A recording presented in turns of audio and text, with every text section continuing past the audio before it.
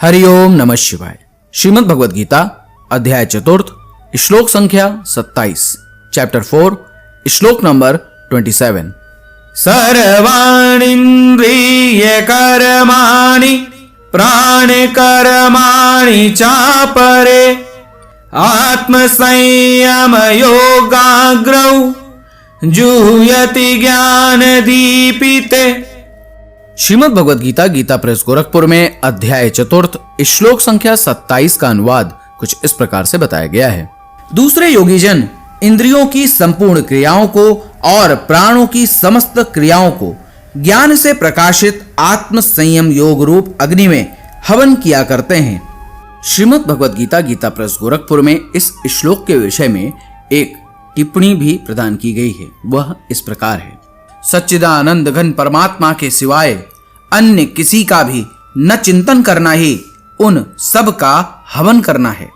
श्रीमद् भगवद गीता यथारूप में अध्याय चतुर्थ श्लोक संख्या 27 का अनुवाद कुछ इस प्रकार से बताया गया है। दूसरे जो मन तथा इंद्रियों को वश में करके आत्म साक्षात्कार करना चाहते हैं, संपूर्ण इंद्रियों तथा प्राणवायु के कार्यों को संयमित मन रूपी अग्नि में आहुति कर देते हैं।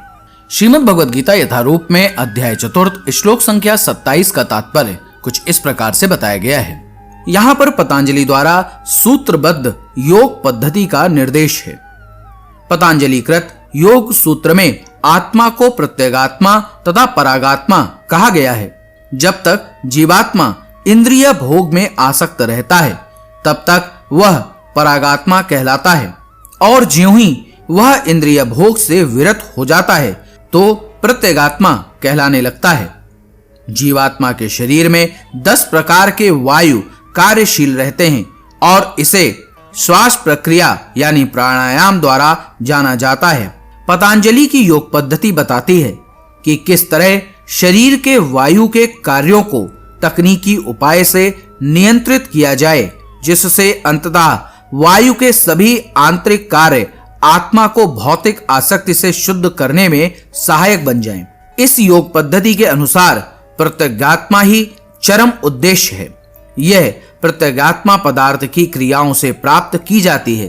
इंद्रियां इंद्रिय विषयों से प्रतिक्रिया करती हैं, यथा कान सुनने के लिए, आंख देखने के लिए, नाक सूंघने के लिए, जीभ स्वाद के लिए तथा हाथ स्पर्श के लिए हैं।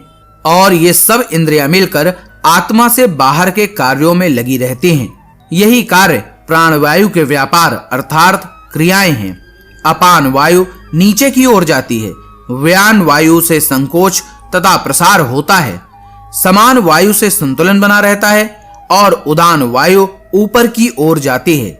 और जब मनुष्य प्रबुद्ध हो जाता है तो वह इन सभी वायुओं को आत्म साक्षात्कार की खोज में लगाता है। हरिओम नमः शिवाय। अब आप मेरे साथ बोलिए, हरे कृष्ण कृष्ण कृष्ण हरे हरे, हरे राम राम राम हरे हरे।